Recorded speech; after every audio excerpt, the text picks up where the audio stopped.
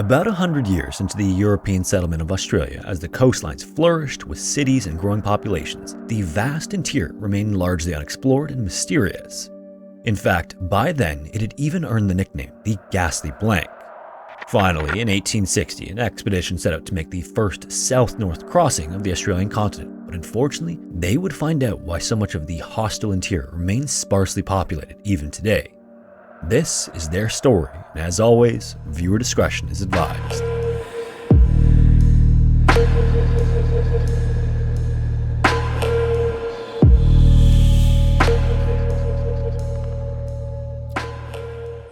It might be difficult to imagine, but only 160 years ago, much of the continent of Australia was still uncharted and unexplored.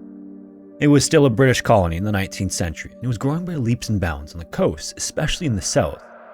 The state of Victoria in particular was booming during Australia's gold rush of the 1850s as settlers from all over the world showed up in hopes of striking it rich. The vast lands between the coasts, however, was such a mystery that it earned the nickname the Ghastly Blank. And it wasn't until 1857 that the idea of an expedition to explore was finally offered up. At just 7 years old at the time, the state of Victoria saw in it the opportunity to further its status as Australia's wealthiest and most ambitious settlement. So next, in partnership with the Royal Society of Victoria, which is the state scientific community, the government formed a 32-person exploration committee to determine if an expedition would be a worthwhile venture. It would end up taking 3 years to analyze it from every angle, but in 1860, the Victorian Exploring Expedition was formed with the goal of uncovering the secrets of inland Australia. At the time, parts outside of civilization had certainly been traveled before, but no one had ever traveled the entire distance from the south coast to the north coast, and so the Victorian Exploring Expedition planned to be the first. The committee then outlined a handful of goals for the expedition, but there were three main objectives.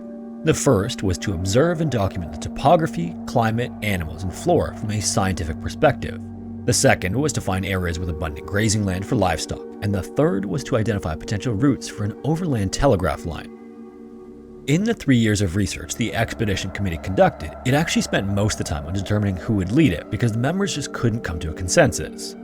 The process dragged on as meeting after meeting and vote after vote only underscored how divided the committee was. During this process, there were three top candidates, but a majority wouldn't be reached until just 2 months before the expedition was set to leave. On June 20th, 1860, a vote finally determined who it would be, and oddly enough, it wasn't any of the three explorers the committee was deadlocked on. In fact, their choice wasn't even an explorer. The leading vote-getter was Robert O'Hara Burke, who had no experience leading an expedition, surveying land, or even navigating. Born in County Galway, Ireland in 1821, Robert was a capable military man who worked his way up to lieutenant in the Hungarian army. In 1847, he returned to Ireland and became a police officer before emigrating to Australia in 1853. He then made Victoria his home and joined its police force, quickly climbing the ranks all the way to superintendent of police for one of Victoria's districts.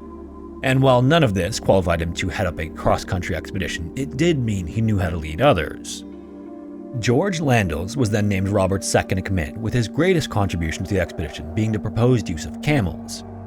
At the time, camels had only been introduced to Australia 20 years earlier, and they were a rare commodity there, but George was working as a horse trader in India when the expedition was announced and believed that the animals were perfect for exploration purposes. He then wrote to the government in 1858 and proposed that Victoria invest in importing camels, which he offered to handle. George was also somewhat of a world traveler and had spent time in parts of the Middle East, where camels were vital for making long treks across the desert. Seeing Australia as comparable in climate and landscape, he was able to convince the Victorian government to hire him. And while he wasn't necessarily an explorer in the traditional sense, he was well known for his experience traveling to unknown and unsettled areas. After that, the committee then added Englishman William John Wills as third in command. William came to Australia in 1852 and worked as a shepherd with his brother before taking a keen interest in surveying in 1855. Then, the last two officers were German men, Drs. Hermann Becker and Ludwig Becker, who'd handle the Royal Society's orders in terms of science. After the officers were decided, the call went out for working hands, and the expedition received applications from 700 men eager to join. The expedition leader Robert then performed a haphazard mass interview with 300 of them before hiring only the people he knew, leaving behind many who would bring skills or relevant knowledge to the expedition. With the party set, its members met in Melbourne for rifle training and a course George taught on how to properly care for camels. During their visit, the city buzzed with excitement over the expedition and its members. The explorers were treated to farewell dinners and special ceremonies at local churches, but all of the popularity couldn't cover up the cracks that had already been forming among the men.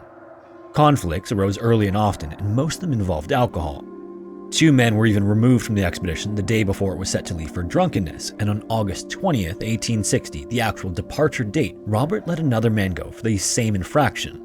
Then, seeing that there were short 3 members, he went on to hire 3 random men on the spot who had just come to witness the spectacle.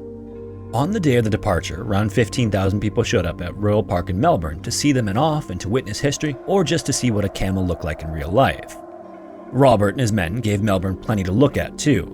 This expedition is still the most expensive ever held in Australia, and this was immediately apparent. The group of just 19 expedition members had wagons and carts filled with 20 tons of supplies, including 2 years' worth of food rations, 6 tons of firewood, and 50 gallons of rum.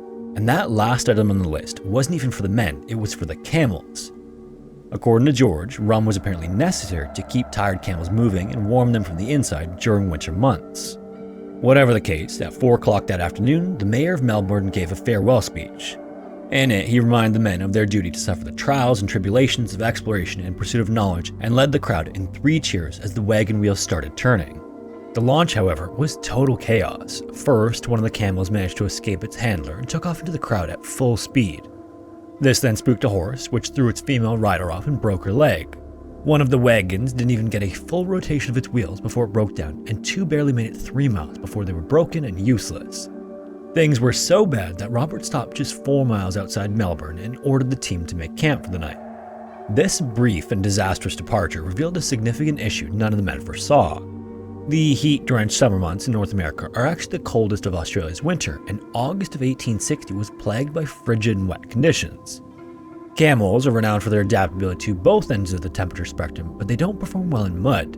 And unfortunately, the roads leading to Melbourne were a sloppy mess and the camels struggled to maintain their footing. As you might imagine, this was also a problem for the horse-drawn wagons, whose wheels were constantly bogged down as well. In fact, this ended up being such a problem that on the morning of the expedition's second day, Robert decided to leave the wagons behind and told the drivers to do their best to catch up to the rest of the party as fast as possible. But unfortunately as well, it would take 20 days before this happened. By September 11th, so not even a month into their travels, the expedition fell so far behind that Robert felt he had no other choice but to reduce his numbers. He told some of the men to remain behind until he sent someone back to get them, but he never had any intention of doing that. It was just a ruse to lighten the load. To make up for the lost working hands, Robert informed the scientists that they were expected to prioritize the work those men were tasked to perform. Then, if there was any free time in between traveling and working, they could perform their scientific duties as outlined by the Royal Society. But more or less, he was asking them to abandon their entire purpose for being part of the expedition. Additionally, he ordered that the scientists could no longer ride horses or wagons and that they must walk. Now, the expedition left Melbourne with 27 camels and 23 horses, but how they were used was puzzling. George insisted that the camels travel without a supply load or riders so they could be fresh for the latter half of the expedition. Many of the horses were pulling wagons, but the ones that weren't were perfectly good to ride, yet Robert forbid the 2 doctors, who were among the oldest men in the party, from riding them. He also limited personal items to only 30 pounds each and ordered everyone to carry their own belongings instead of putting them on the wagons. If all of these changes sound ridiculous, it's because they were, and they were simply another ploy by Robert to reduce his numbers, and his hope was that the scientists would leave the expedition. Despite his orders from the Victorian government and the Royal Society, Robert only cared about reaching the north coast, and the immortality he believed would come from being the first to cross Australia from the south. These new orders obviously did nothing to ease the tensions between Robert and George, and from the beginning they had a prickly relationship. Robert's particular issue with George involved the camels. George's insistence on carrying an obscene amount of rum for the camels created problems, as many of the crew couldn't resist partaking of it. And the final straw for their relationship was their disagreement on how to transport the camels across the Darling River. George believed that the camels should be taken to the other side of the river in small, flat-bottomed boats, but they didn't have one big enough for the job. Robert pressed this point, and as the expedition leader, he had to make a decision since they were already so far behind. While George protested, Robert assigned William to the task of leading each of the camels into the river and onto the opposite bank. As this occurred, George committed the unforgivable sin of questioning Robert's authority. There was already no coming back from that, but before Robert could relieve George of his position, George resigned first. Then, in witnessing how Robert treated George with such disrespect for his area of expertise, Dr. Beckler also resigned. Then, with those 2 resignations in George's place, Robert promoted William to his new second-in-command. A few weeks later, on September 23rd, the expedition reached Menindee, which at the time was a town of just 6 shacks and the last civilization before entering the unknown. Incredibly, the distance between Melbourne to Menindee was traveled often by mail wagon, which could complete a one-way trip in about 2 weeks. The expedition, on the other hand, was so behind that it was in its 2nd month when they finally reached the town. Either way, while there, Robert set up a depot and used the town as an expedition headquarters of sorts. And despite being ordered by the Royal Society to keep the party intact, Robert split the expedition up once again, believing that a reduction in numbers would move things along faster. The fittest men and animals were then ordered to join him on the journey to an area named Cooper Creek, while the rest were told to remain behind with most of their supplies and wagons. It was also during the expedition's 5-day stay in Menindee that Robert met a local man named William Wright, who offered to take them 200 miles to Tarawada Swamp. Robert agreed to this, and then him, Wright, and the 6 men he picked to join them endured more bad weather on the way to Cooper Creek, but they did start making good time. It took just 10 days to travel the distance to the swamp, and it seemed that Robert's belief that fewer men meant faster travel was correct. This might have been instead because of Wright's navigational skills, and he ended up being such an asset on this leg of the journey that Robert named him a full-fledged member of the expedition and made Wright his 3rd in command. Once they reached Tarawada Swamp, Robert told the men about what to do next. They could either return to Menindee with Wright or accompany Robert onward. By then, though, things had been running so smoothly since leaving Menindee that all the men opted to continue north. So, after a brief stay at the swamp, Wright began his trip back to Menindee alone. Before leaving, he was given orders to bring supplies and wagons to Cooper Creek to meet the rest of them. Apparently, though, when Wright asked Robert when to return, the only answer he would give was soon. Another several weeks later, on November 20th, they stopped to camp just shy of Cooper Creek and spent 2 weeks exploring the area. Another camp was then established, and Robert waited on Wright for 10 days with no sign of him. His patience had run out by December 16th, so he selected Wills, John King, and Charlie Gray to continue on with him, while the other men were ordered to remain near Cooper Creek. One of those men, a man named William Brahe, was put in charge of the group and what supplies they still had. And before they left, Robert told Brahe to wait 3 months for them to return. If they didn't show up back by then, the group could head back to Menindee, and with that, the final 4 men continued onward. For Robert, Wills, John, and Charlie, this was the final leg of their journey. Their target was the Gulf of Carpentaria, and if they successfully made it there, the expedition would be complete, at least in Robert's eyes, and they'd cement their place in Australia's history books. To do that, though, they'd have to earn it by crossing the Stony Desert.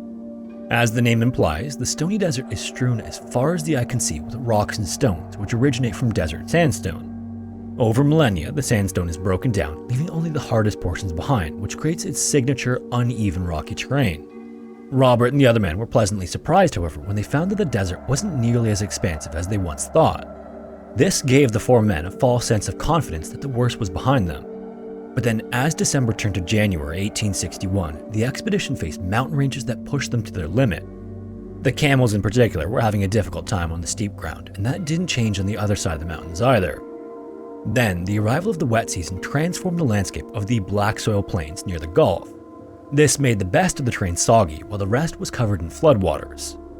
Very quickly, negotiating all of this had become incredibly challenging, and the camels struggled to continue. So once again, Robert lost his patience with how things were going and decided to make camp in one of the few dry areas they could find. He then split the party up again, and he ordered John and Charlie to remain at the camp with the camels while he and Wills went to the coast to finish the expedition. And incredibly, after splitting off and after just 15 miles, they started to smell the ocean air. This meant that everything they'd worked for and all the grueling travel was about to come to an end. They then continued on a little further, but then they came upon the first of thousands of mangrove trees lining the coast. Mangrove trees are these dense tangles of roots and branches that grow out of the water. So to travel through them, not only do you have to wade through the water, but it's an impossible mess of branches with every step. Not to mention whatever is wading in the water, like the crocodiles that are abundant in northern Australia. Essentially, this made traveling through the mangrove trees impossible, and in the end, they had come all that distance only to turn back to the campsite without ever having seen the coast. But, maybe more incredibly, this would be the least of their worries. In the days that followed, the 4 men packed up their camp, left behind anything they didn't absolutely need, and got the return trip to Melbourne underway. Rain continued to plague them through much of March, and they could never tell how far they'd be able to travel on any given day until the weather let them know. Some days it was only a mile or so, and on other days they went nowhere at all. After another full month, they'd only reached the mountain ranges, and when they did, the rain came down in torrents for days, leaving them stranded inside a small cave for shelter. Their remaining firewood was also soggy, and they could only manage to keep a small fire going, which wasn't even enough to cook food on. Now, when they left the other group behind just short of Cooper Creek, they did so with enough rations to get them to the coast and back. At least that's what they thought. What ended up actually happening, though, was that they burned through 2/3 of the food on the way to the coast, leaving dangerously little for the return trip. This would have been a problem even if they were on schedule, but weeks behind where they should have been, things were growing desperate as they waited out the weather in the mountains. One night in late March, Charlie killed a snake more than 8 feet long with one of his spurs. The 4 men devoured it, and while they should have gone to bed that night completely satisfied, Robert was in agony as he suffered from dysentery. This is a condition that's caused by drinking water or eating food that's been contaminated by bacteria or parasites, and it's highly contagious. The symptoms of dysentery are consistent with what we'd call food poisoning today. Sufferers often end up with diarrhea, fever, vomiting, and stomach pains, and in people with compromised immune systems, it can be deadly. For someone of Robert's fitness, though, although it was awful, it wasn't fatal. Somewhere around the same time period, Wills found Charlie behind a tree eating flour from what little rations remained. After he was confronted, Wills ordered him to admit this to Robert. His exact punishment isn't entirely clear, but Robert is thought to have at least delivered a few open-hand slaps to Charlie's face. However, one account says that Robert attacked Charlie so fiercely that Charlie feared for his life. By then, things were just coming apart at the seams, and in the days that followed, their food situation would force them to kill 3 of the 4 camels to eat. Then, another few weeks later, by April 10th, the camel meat had run out, and all that remained was Robert's beloved horse Billy, who was sacrificed to keep the men going. Then, another 6 days later, the seriousness of the situation finally sank in when Charlie was found dead, likely from malnutrition in his sleeping bag. Several months earlier, back in late January 1861, Wright and the supply party finally left Menindee. He had no idea what soon meant to Robert, but to him it meant about 3 months because that's how much time had passed when he began the trek to Cooper Creek. When they did, though, his group wasn't faring much better than Robert's. During their travels in late April, 3 of Wright's men also died of malnutrition. Meanwhile, elsewhere, Brahe held a vigil at the Cooper Creek camp. The 3 months he was instructed to wait had already passed, but he remained there an extra month just in case. Now, just to clarify, because there are several moving pieces, at this point there were 3 groups. The first was Robert's group heading south from the coast on their way to Cooper Creek. The second was William Brahe's group staying at Cooper Creek waiting for Robert's return. And the final was William Wright's group traveling north from Menindee to Cooper Creek with a supply run. Anyway, on April 21st, Brahe decided he just couldn't wait any longer and packed up what he could and planned to start heading back to Menindee. Before he did, he gathered up some food rations and buried them under a tree. Then into the bark of that tree, Brahe engraved the words, "Dig 3 feet, northwest, April 21st, 1861. Then, with 6 camels, 12 horses, and most of the food, Brahe and the others turned south and started the journey to Menindee. Crushingly, on that very same day, just 9 hours after Brahe left, Robert, Wills, and John arrived at the Cooper Creek camp. In surveying the area, the 3 discovered the food cache Brahe left behind for them, which thankfully had about a month's worth of supplies. Simultaneously, since the day on the trees was the same date Robert, Wills, and John arrived, it was abundantly clear that the 2 parties had just missed one another. Curiously, however, Robert believed that they wouldn't be able to catch up to the group and that their best chance of survival was to head 150 miles southwest to a place called Mount Hopeless. Along the way, he figured their best chance of survival was to run into the Yadruwanda Aboriginal people who were known to be friendly and welcoming. Shortly before they departed Cooper Creek, Robert buried a letter at what history now calls the Dig Tree, just in case Brahe returned, letting them know where they went. However, crucially, to not arouse suspicion of anyone who might come across the Cooper Creek camp, Robert made sure to leave the area around the tree just as how he found it. Another week later, on April 29th, as Brahe was traveling south, he came upon Wright's supply party. He then told the others with him to continue to Menindee before joining Wright's group to return to Cooper Creek. Even though he had waited much longer than told, he couldn't help but feel like he was abandoning Robert and the others. When they reached Cooper Creek once again on May 8th, one of the first things Brahe did was check the dig tree to see if the cache had been dug up. But because Robert had been so careful in burying the letter, Brahe thought that the area around the tree was exactly as he left it, so they didn't bother digging. So once again, after a few days of waiting with no sign of the men, Wright and Brahe left Cooper Creek for good and returned to Menindee, with Brahe continuing on to Melbourne. Meanwhile, after Robert, Wills, and John left Cooper Creek, they didn't get very far. The men were simply too weak from malnourishment to travel. By the end of June, Wills was in terrible condition and he begged Robert and John to continue on without him in search of the Aboriginal people. Wills eventually died where he was left, and days later, Robert also succumbed to malnutrition, leaving John to fend for himself. About a year after the expedition left Melbourne, the Victorian government sent a relief party which included Brahe once again northward to search for the expedition. In mid-September, the relief party came across the Aboriginal people and was stunned to find John, who had made it to their settlement and was taken in as one of their own. After picking him up and learning that Robert, Wills, and Charlie were dead, the relief party returned to Melbourne, and obviously the news shocked the city. A commission of inquiry then thoroughly investigated everything that occurred between the expedition's departure from Melbourne and the death of Robert and Wills. And in their report, the commission harshly criticized Robert for splitting up the party at all, let alone twice. He also received blame for not keeping a thorough journal of the expedition's travels, as well as failing to provide his men with specific and written instructions. The latter is what the commission believed sealed Robert and Wills' fate. Had Robert given Wright more careful orders when to bring the supplies to Cooper Creek, it wouldn't have left the word soon open to interpretation. And had the instructions been more clear, or had Wright been more qualified at all to be in the position Robert put him in, the supplies would have been waiting for them at Cooper Creek, which no doubt would have saved the lives of Robert and Wills. At the end of the official report, the commission pointed out that while there was still plenty of blame and criticism to be assigned for the expedition's fate, it still owed the men a great debt of gratitude for their bravery and sacrifice. In the aftermath of the expedition, the party was sent to recover the bodies of Robert and Wills, which were returned to Melbourne and reburied during Victoria's first state funeral. If you made it this far, thanks for tuning in. If you have a story suggestion, feel free to submit it to the form found in the description, and hopefully I will see you in the next one.